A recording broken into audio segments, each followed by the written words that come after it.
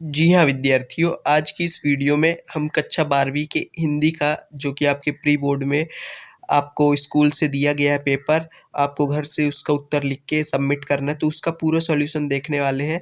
सबसे पहले हम आपको बताना चाहेंगे कि प्रश्न क्रमांक 1 से 5 तक का सॉल्यूशन आपको इसकी पिछली वीडियो में हमने प्रोवाइड करवा दिया गया था, ठीक है? तो उस वीडियो का लिंक आपको इसी वीडियो के डिस्क्रिप्शन में मिल जाएगा। तो यदि आप लोग ओटी मतलब ऑब्जेक्टिव टाइप क्वेश्चंस नहीं सॉल्व किए हैं तो आप उस वीडियो को देख लीजिएगा। फिलहाल इस वीडियो में हम प्रश्न क्रमांक 6 से पूरा 23 का, ठीक है ना, पूरा ए टू जेड सॉल्यूशन आपको हम यहाँ पर दिखा देते हैं, देख लीजिए। एक भी आपका छूटने वाला नहीं है, एकदम अच्छे से कवि परिचय, लेखक परिचय, संवाद लेखन जो भी आया है एकदम अच्छे से बताएंगे। तो चलिए इस वीडियो को शुरू करते हैं। एक बार और याद दिला देते हैं, प्रश्न क्रमांक 1 से 5 तक का उत्तर हम अपने पिछली वीडियो में प्रोवाइड करा दिए हैं, जिसका लिंक आपको इसी वीडियो के डिस्क्रिप्शन में मिल जाएगा। देखिए प्रश्न क्रमांक 6 से हम चालू करते हैं, जो कि था पहला, प्रगतिवाद की दो विशेषताएं लिखिए। अथवे में था छायावाद की दो विशेषताएं या प्रवृत्तियां लिखिए। तो हम देखिए आपको छायावाद की विशेषताएं बता रहे हैं, ठीक है ना। आप यहाँ हेडिंग पे मत जाइएगा इसके, आप अपना प्रश्न पत्र में देखिएगा, आपको प्रश्न आया है प्रश्न क्रमांक 6 के अथवे में कि छायावाद की दो प्रवृत्तियां लिखिए। प्रवृत्तियां मतलब विशेषता ही होता है, और यहाँ पास 4 लिखा है, लेकिन आपको हम यहाँ पास देखिए कोई 2 आपको लिख लेना है, ठीक है ना। यहाँ पास आपको विशेषताएं हैं, देखिए पहला सौंदर्य तथा प्रणय भावनाओं का प्राधान्य, दूसरा भाषा में लाक्षणिकता तथा वक्रता की प्रमुखता। आप इतना लिख लीजिएगा, छायावाद की दो विशेषताएं, आप 2 ही लिखिएगा, बिल्कुल भी आपको कहीं भी गलत नहीं करना ताकि एक भी नंबर ना कटे। जितना पूछा जा रहा है सिर्फ उतना लिखिए, आप 2 विशेषता लिख दीजिए, अर्थात 2 प्रवृत्ति। प्रश्न क्रमांक 7 में देखिए आपसे बोला जा रहा है, आप इसके क्रमांक में मत जाइएगा ना, ये स्कैन करते समय जो भी जिस चीज़ से स्कैन किया गया ये उसका क्रमांक है, ठीक है। प्रश्न क्रमांक 7 में आपसे बोला जा रहा है, यहाँ पर देखिए, बच्चे किस बात की आशा में नीड़ों से झांक रहे होंगे, ये प्रश्न था। इसीलिए आपके लिए यहाँ प्रश्न को भी स्कैन दोबारा किया गया ताकि आप लोग बिल्कुल भी कंफ्यूज ना हो। तो उसका उत्तर आपको इतना लिख लेना है, ठीक है। ये बहुत ही इंपॉर्टेंट है, देखिए सीबीएसई के आउटसाइड में 2008 में पूछा भी गया रहा, ठीक है। यहाँ पास आपको इतना पूरा लिख लेना है, ये हो जाएगा इसका उत्तर, ठीक है। ये देखिए जितने में हम वो किए हैं इतना आपको पूरा लिख लेना है कि बच्चे किस बात की आशा में नीड़ों से झांक रहे होंगे। आपको ए टू जेड सॉल्यूशन मिलने वाला है, चैनल को सब्सक्राइब कर लीजिएगा, आप चाहे आर्ट स्ट्रीम के, एग्रीकल्चर, साइंस, कॉमर्स, किसी भी स्ट्रीम के हो, ठीक है। तो चलिए अब यहाँ पास अगला प्रश्न था, प्रश्न क्रमांक 8। यहाँ पास आपको देखिए नाटक और एकांकी में अंतर पूछा गया रहा, उसके अथवे में था कहानी और उपन्यास में अंतर। तो हम आपको कहानी और उपन्यास में अंतर बताएंगे, ठीक है। ये आप लोग देख सकते हैं, कहानी और उपन्यास, अर्थात उपन्यास और कहानी दोनों का मतलब एक ही है। तो चलिए इसको आपको 2 नंबर में आया है, इसीलिए आपको कॉलम बना के नहीं करना है। जैसे अंतर के लिए ऐसे करते रहे, ऐसे इधर साइड ये कहानी हो जाएगी, इधर साइड उपन्यास, लेकिन 2 नंबर में है तो हम ऐसे नहीं लिखेंगे, हम बस ऐसे लिख देंगे, ठीक है ना। ये आप पूरा पैराग्राफ लिख दीजिएगा, ठीक है। ये पैराग्राफ आप पूरा लिख दीजिएगा, ठीक है। तो आपका ये पूरा उत्तर हो जाएगा। एक बार और हम इसको डिब्बा बना देते हैं, ये देख लीजिए, ठीक है। आपको ये पूरा लिख लेना है, इधर का भी ले लीजिएगा, ठीक है। तो ये आपका उपन्यास और कहानी में अंतर हो जाएगा, जो कि आपका प्रश्न क्रमांक 8 था, ठीक है।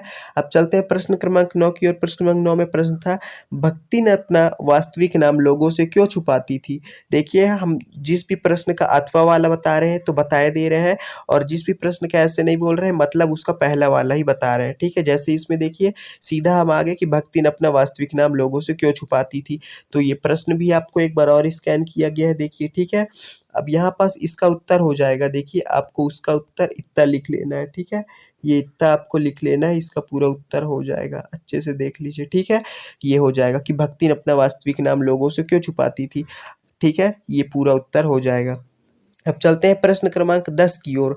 प्रश्न क्रमांक 10 आपसे बोल रहा है, देखिए, जूझ कहानी के आधार पर बताइए कि लेखक की माँ ने पाठशाला जाने में लेखक की क्या सहायता की। यह है पहला। उसका अथवा है, देखिए, मोहनजोदड़ो के घरों की कोई 2 विशेषताएं लिखिए। तो हम यही वाला बता रहे हैं, मोहनजोदड़ो के घरों की विशेषताएं क्या थी, ठीक है। तो यहाँ पास आपको प्रश्न में क्योंकि 2 नंबर का है इसलिए आपको वो दे दिया गया है कि आपको कोई 2 विशेषताएं लिखनी है। तो आपके सामने इतना बड़ा है, आप इसको पूरा भी लिख देंगे तो आपको पूरा पूरा नंबर मिलेगा। लेकिन आप अपना अगर समय बचाना चाहते हैं तो आप थोड़ा दिमाग लगा सकते हैं, नहीं तो आपके लिए ये पूरा दे ही दिया गया है, ठीक है। आपके सामने इतना पूरा उत्तर उत्तर है। अब आपके ऊपर है कि आपको 2 विशेषता लिखनी है या फिर इसको पूरा आपको लिख देना है, ठीक है। आप पूरा लिख दीजिए क्योंकि ज़्यादा लिखने के नंबर नहीं कटते, कम लिखने के कटते हैं, तो आप पूरा भी लिख सकते हैं। तो ये आपके प्रश्न क्रमांक 10 का उत्तर हो जाएगा, जो कि था मोहनजोदड़ो के घरों की क्या विशेषताएँ थी, ठीक है। बहुत मेहनत किया गया है, चैनल को ज़रूर सब्सक्राइब कर लीजिएगा, वीडियो को लाइक कर दीजिएगा। प्रश्न क्रमांक 11 था, देखिए बिंब क्या है, कविता में बिंब का क्या कार्य है। तो सबसे पहले बिंब की परिभाषा आप लिख लीजिए। बिंब शब्द अंग्रेजी के इमेज का हिंदी रूपांतरण है। इसका अर्थ है मूर्त रूप प्रदान करना वाक्य में, ठीक है। ये आप पूरा लिख लीजिएगा, ये हो जाएगा बिंब क्या है उसकी परिभाषा, ठीक है। फिर अब आ जाता है कि बिंब का कविता में क्या कार्य है, तो आपके इतना लिख लेना है उसके लिए, ठीक है। बिंब किसी पदार्थ का मानचित्र या मानसी चित्र होता है, ये आपको पूरा ऐसे लिख देना है, तो ये कार्य हो जाएगा, ठीक है। प्रश्न क्रमांक 11 आपका यहाँ से समाप्त होता है, जो कि था बिंब क्या है, कविता में बिंब का क्या कार्य है। अब चलते हैं प्रश्न क्रमांक 12 की ओर। प्रश्न क्रमांक 12 था, देखिए यहाँ पास उसका अथवा हम बता रहे हैं आपको, जो कि अथवा था यहाँ पास संचारी भाव किसे कहते हैं, किन्हीं 4 संचारी भावों के नाम लिखिए। तो सबसे पहले संचारी भाव क्या है, ठीक है। विभाव के चित्त में जागृत होने वाले अस्थिर मनोविकार संचारी भाव पुकारे जाते हैं, ये इसकी परिभाषा हो जाएगी। इन्हें व्यभिचारी भाव भी कहा जाता है। तो आपको इतना इसका उत्तर पूरा लिख लेना है, ठीक है। आपके सामने ये देखिए, और यहाँ पास आपको देखिए संचारी भावों के नाम भी पूछे गए थे। तो पहला हो जाएगा मोह, दूसरा हो जाएगा जड़ता, ठीक है ना। कोई 4 पूछे गए थे तो हम आपको 2 बता दिए हैं, आप लोग 2 और कहीं से लिख लीजिएगा, ठीक है। ध्यान रखिएगा, 2 कहीं और से लिख लीजिएगा। अब चलते हैं प्रश्न क्रमांक यहाँ पास हम 13 की ओर। प्रश्न क्रमांक 13 में आपसे पूछा जा रहा है सवाया छंद की परिभाषा उदाहरण सहित। उदाहरण सहित आपको पूरा, तो आपको इतना पूरा लिख देना है। परिभाषा भी आपके सामने है, उदाहरण भी आपके सामने है। ये देखिए, ये है परिभाषा, ये है उदाहरण, तो आपको पूरा लिख देना है, ठीक है ना। आपको ये पूरा लिख देना है, परिभाषा भी और उदाहरण भी। ये आपका सवया छंद भी खत्म हुआ, अर्थात प्रश्न क्रमांक 13 भी समाप्त हुआ। फिर यहाँ प्रश्न क्रमांक 14 था, देखिए उसका हम अथवा वाला किए। ये प्रश्न क्रमांक 14 है, देखिए तो उसका हम आपको दिखा देते हैं। यहाँ पास प्रश्न क्रमांक 14 का प्रश्न है, यहाँ पास से उपसर्ग एवं प्रत्यय में अंतर लिखते हुए यहाँ पास आपको बताना है, ठीक है ना। तो चलिए उपसर्ग एवं प्रत्यय में अंतर देख लेते हैं। ये देखिए आप सभी के सामने उपसर्ग और प्रत्यय में अंतर है। पहला हो जाएगा उपसर्ग शब्दारंभ में जुड़ता है, मतलब शब्द के आरंभ में जुड़ता है, जबकि प्रत्यय शब्दांत में जुड़ता है कि शब्द के अंत में, ठीक है। फिर यहाँ पास आपको उदाहरण सहित समझाना रहा, तो बी नंबर में उदाहरण भी दिया गया है। उपसर्ग जुड़ने पर मूल शब्द का अर्थ बदल सकता है। उदाहरण हो जाएगा प्र धन चार, यहाँ पास उपसर्ग हो जाएगा प्र, ठीक है ना। फिर यहाँ पास इधर साइड आप लिख देंगे प्रत्यय जुड़ने पर अर्थ मूल शब्द के इर्द गिर्द ही रहता है। उदाहरण इतिहास धन एक ऐतिहासिक, इसमें एक प्रत्यय है, तो उदाहरण भी हो गया, ठीक है। उपसर्ग का उदाहरण हो गया यहाँ पास प्रा, और प्रत्यय का उदाहरण हो गया यहाँ पास इक। तो आपको अच्छे से भी इसका स्क्रीनशॉट आप ले सकते हैं, ठीक है। अब चलते हैं प्रश्न क्रमांक आगे जो भी है। यहाँ से आपका प्रश्न क्रमांक 14 भी समाप्त हो जाता है, जो कि आपका अथवा वाला हम आपको बताए हैं, उपसर्ग एवं प्रत्यय में अंतर, और एक एक उदाहरण आपको बताना रहा। फिर प्रश्न क्रमांक 15 है, देखिए निम्नलिखित मुहावरों के अर्थ लिखते हुए वाक्य में प्रयोग कीजिए। पहला था अपना उल्लू सीधा करना। इसका देखिए यहाँ पास अर्थ हो जाएगा, हम आपको दिखा देते हैं। ये देखिए इसका अर्थ हो जाएगा अपना मतलब सिद्ध करना, ये इसका अर्थ हो जाएगा। और वाक्य में प्रयोग इसका देखिए, ममता मेरी हिंदी की कॉपी ले गई, उसने अपना उल्लू तो सीधा कर लिया, पर मैंने इतिहास की किताब मांगी तो मना कर दिया। तो ये इसका हो जाएगा, ठीक है ना। आपको इतना लिख देना पहले वाले मुहावरे के उत्तर में, ठीक है, इतना आपको लिख देना है।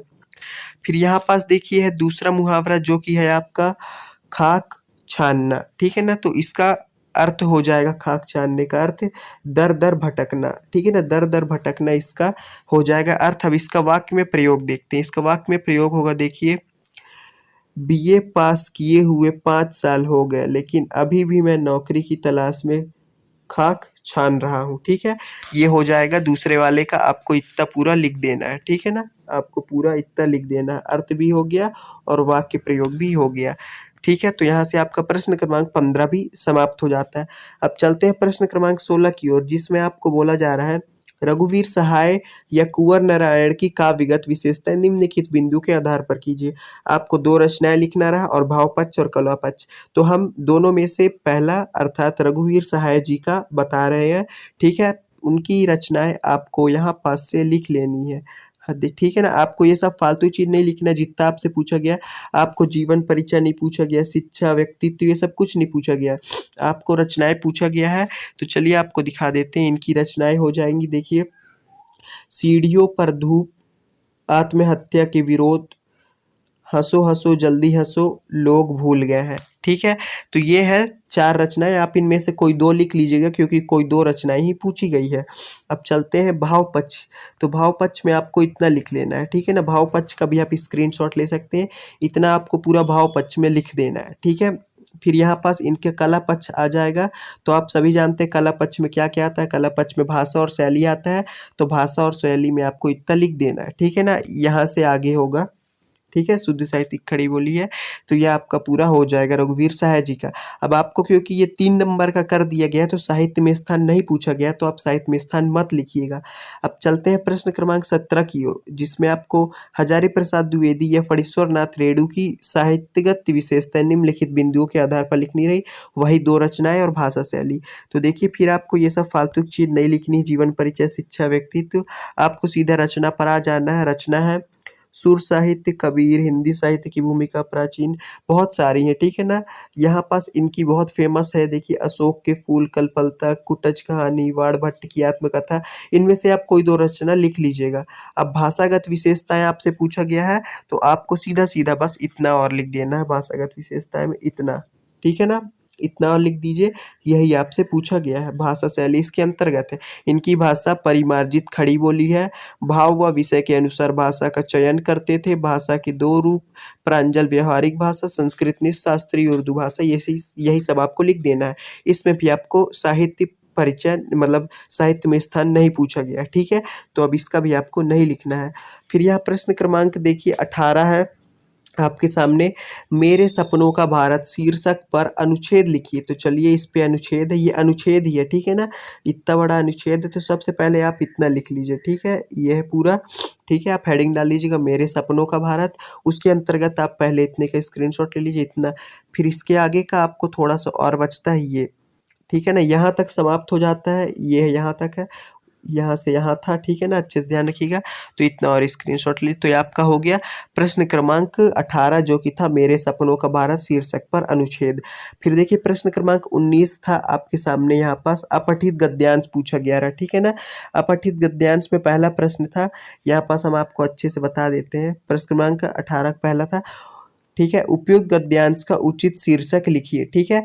तो यहाँ पास हम आपको ये गद्यांश वाला बता रहे हैं जो कि पहला भाग है, ना कि अथवा वाला बता रहे हैं, ठीक है ना? पहला भाग बता रहे हैं तो ये हो जाएगा। देखिए यहाँ पास आपको हम बता देते हैं, मानव संस्कृति इसका शीर्षक हो जाएगा, ठीक है? शीर्षक क्या हो जाएगा? मानव संस्कृति, ठीक है ना? उचित शीर्षक यही हो जाएगा, मानव संस्कृति। फिर देखिए अगला प्रश्न था, निष्प्राण पत्थर को कैसे जीवंत बनाया जा सकता है? तो इसका उत्तर हो जाएगा, निष्प्राण पत्थर को आकार देके जीवंत बनाया जा सकता है। बस इसका उत्तर हो जाएगा दूसरे वाले का, आकार, ठीक है ना? निष्प्राण पत्थर को आकार देके जीवंत बनाया जा सकता है। तीसरा है यहाँ पास देखिए, व्यक्तित्व में विशेषताएं कब अर्थपूर्ण समझी जाती हैं? तो इसका उत्तर हो जाएगा, व्यक्तित्व में विशेषताएं साध्य एवं साधन दोनों ही रूपों में अर्थपूर्ण समझी जाती है। ध्यान से सुनिएगा, प्रश्न था व्यक्तित्व में विशेषताएं कब अर्थपूर्ण समझी जाती? तो उत्तर हो जाएगा, व्यक्तित्व में विशेषताएं साध्य एवं साधन दोनों ही रूपों में अर्थपूर्ण समझी जाती। तो यहाँ से आपका प्रश्न क्रमांक 19 भी समाप्त हो जाता है, जिसका हमने पहला भाग करवाया है आपको, अथवा वाला नहीं करवाया, ठीक है? अब चलते हैं प्रश्न क्रमांक 20 की ओर। प्रश्न क्रमांक 20 का हम आपको अथवा बताएंगे जो कि था आपका, मैं निज रोदन में राग लिए फिरता हूँ, ठीक है ना? ये आपके आत्मकथा से, आत्म परिचय से लिया गया है, हरिवंश राय बच्चन जी द्वारा रचित, ठीक है? तो इसमें अथवा वाला हम करा रहे हैं जो कि था, मैं निज रोदन में राग लिए फिरता हूँ। तो इसमें आपको देखिए संदर्भ के लिए क्या करना है, यह है संदर्भ, आपको सबसे पहले लिख लेना है। प्रस्तुत पद्य खंड हमारी पाठ्य पुस्तक आरोह भाग 2 के आत्म परिचय नामक शीर्षक से उद्धृत किया गया। इसके रचयिता हिंदी साहित्य के सर्वश्रेष्ठ कवि श्री हरिवंश राय बच्चन जी है। ये इसका हो जाएगा संदर्भ। अब उसके बाद आपको देखिए इसके बाद प्रसंग आपके सामने है और व्याख्या आपके सामने है, ठीक है। प्रसंग भी आपके सामने है, व्याख्या भी। तो आपको संदर्भ हम बता दिए हैं, प्रसंग और व्याख्या इतना आपको पूरा लिख लेना है, ठीक है। ये आपका प्रश्न क्रमांक 20 हो गया। फिर देखिए प्रश्न क्रमांक यहाँ पास 21 था आपके सामने, गद्यांश। अब आ चुका है गद्यांश, ठीक है। तो चलिए अब आपको हम गद्यांश दिखा देते हैं। गद्यांश का उत्तर हम आपको लास्ट में प्रोवाइड कराएंगे, उसके पहले हम प्रश्न क्रमांक 22 का उत्तर देख लेते हैं, जो कि था आपका यहाँ पास देखिए, अपने जिला के जिलाधीश महोदय को ध्वनि विस्तारक यंत्र पर रोक लगाने हेतु आवेदन पत्र लिखिए। तो देखिए ये है आपके सामने, आपको लिख लेना है प्रति जिलाधीश महोदय। आप अपने जिले का नाम लिख सकते हैं, यहाँ शिवपुरी है तो यहाँ आप जिस भी जिले से बिलोंग करते होंगे वो आप डाल लीजिएगा, ठीक है। फिर यहाँ विषय हो जाएगा परीक्षा अवधि में ध्वनि विस्तारक यंत्र पर प्रतिबंध लगाने के संबंध में महोदय। फिर उसके आगे आप लिख लीजिएगा, आप इतने का स्क्रीनशॉट पूरा ले सकते हैं, ठीक है। हम आपको और छोटा करके इतना दिखा देते हैं, ये पूरा हो जाएगा, ठीक है। आप पूरा इतना ले लीजिए स्क्रीनशॉट, प्रति से हो जाएगा, ठीक है। प्रति से लेकर के पूरा ये हो जाएगा। आपका नाम जो होगा आप वो डालिएगा, यहाँ पास भवदीय मनीष शर्मा, लड़कियां भवदिया कर लेंगी और यहाँ पास जो भी छात्र हैं वो अपना भवदी ही लिखेंगे और उसके नीचे अपना नाम, ठीक है। और अपने फिर स्कूल का नाम लिख देंगे, वो ज़रूरी नहीं है लेकिन आप लिख भी सकते हैं, ठीक है। तो ये हो गया पूरा, आप इतना स्क्रीनशॉट ले लीजिएगा। फिर अगला प्रश्न है देखिए प्रश्न क्रमांक 23। प्रश्न क्रमांक 23 में आपको बोला जाए निम्नलिखित में से किसी एक विषय पर लगभग 120 शब्दों में निबंध लिखिए। तो हम आपको देखिए बता रहे हैं यहाँ पर स्वच्छ भारत अभियान, जो कि आपको दूसरे नंबर में मिलेगा, जो लिखा गया है स्वच्छता अभियान। स्वच्छता अभियान या स्वच्छ भारत अभियान एक ही है, तो आप हेडिंग डाल लीजिएगा स्वच्छता अभियान, ठीक है। और ये भी लिख लीजिएगा आप संबंधित अन्य शीर्षक, ठीक है, ये लिख लीजिएगा। उसके बाद ये स्लोगन बिल्कुल मत भूलिएगा, स्लोगन बहुत ज़रूरी है, ठीक है। उसके बाद आपको पहले आप इतने का स्क्रीनशॉट ले लीजिए, ठीक है, इतने का। या यहाँ आपका स्लोगन आ जाएगा जिसके अंतर्गत रूपरेखा आ जाएगा और यहाँ पास प्रस्तावना फर्स्ट पॉइंट आ जाएगा। फिर सेकंड पॉइंट और थर्ड पॉइंट का स्क्रीनशॉट आप ले लेंगे, ठीक है, जिसके अंतर्गत आपका आ जाएगा स्वच्छ भारत का स्वप्न। तीसरा पॉइंट आ जाएगा स्वच्छ भारत अभियान का प्रारंभ, ठीक है, और आपको पूरा लिख लेना है। फिर इसके बाद चौथा पॉइंट आएगा देखिए गंदगी के दुष्परिणाम। गंदगी के दुष्परिणाम के अंतर्गत आपको इतना लिख लेना है, ठीक है। फिर उसके बाद अगला पॉइंट पांचवा आ जाएगा स्वच्छ भारत अभियान का प्रचार प्रसार, ठीक है, तो ये छठवां पॉइंट हो जाएगा। फिर आपको सातवें पॉइंट में इतना लिख लेना है, ठीक है, सभी वर्गों का सहयोग अपेक्षित है। बस आपको इतना कर लेना है, यह आपका प्रश्न क्रमांक 23 हो जाएगा। अब देखिए जो प्रश्न क्रमांक 21 आपका छूटा रहा, जिसमें आपसे पूछा गया रहा, उसका हम अथवा बताएंगे, जो कि आपका बाजार दर्शन पाठ से लिया गया। चलिए दिखा देते हैं। देखिए यहाँ पास आपको प्रश्न क्रमांक जो कि आपका 21 था उसके संदर्भ में लिखना, ध्यान रखिएगा हम अथवा वाला बता रहे हैं, ठीक है ना। तो आपको संदर्भ में लिखना है प्रस्तुत गद्यांश हमारी पाठ्य पुस्तक आरोह के सुप्रसिद्ध निबंध बाजार दर्शन से अवतरित है। इसके लेखक, ठीक है ना, कथाकार जैनेन्द्र कुमार है। ये आपका संदर्भ हो जाएगा। अब देख लेते हैं इसका प्रसंग और फिर आपका आ जाएगा व्याख्या, ठीक है ना। चलिए ये हो जाएगा, देखिए आपको पूरा इसका लिखना है। ये प्रसंग, प्रसंग देखिए आपके सामने है, ठीक है। इस गद्यांश में बताया गया है कि लेखक, ये आपको पूरा लिख लेना है। देखिए ये हो जाएगा आपका प्रसंग, ठीक है, ये प्रसंग है। फिर आपको व्याख्या देखिए कहाँ तक करना है, आपको ये पूरा इसकी व्याख्या कर देनी है, ठीक है ना। इतना बड़ा है इसका व्याख्या, आप देख सकते हैं, ठीक है। आपको इतना पूरा व्याख्या कर देना है इसका, ये ठीक है, अच्छे से। ये उसी का व्याख्या, आप लोग चिंतित मत होइएगा, उसी का है, ठीक है। प्रश्न क्रमांक 21 के अथवे का, जो कि हम आपको लास्ट में बताने को बोले रहे। आप ये विशेष भी लिख सकते हैं, जो कि विशेष है। तो देखिए हमने आपको A to Z solution provide करवा दिया। चैनल को जरूर सब्सक्राइब कर लीजिएगा, वीडियो को लाइक कर दीजिएगा। धन्यवाद।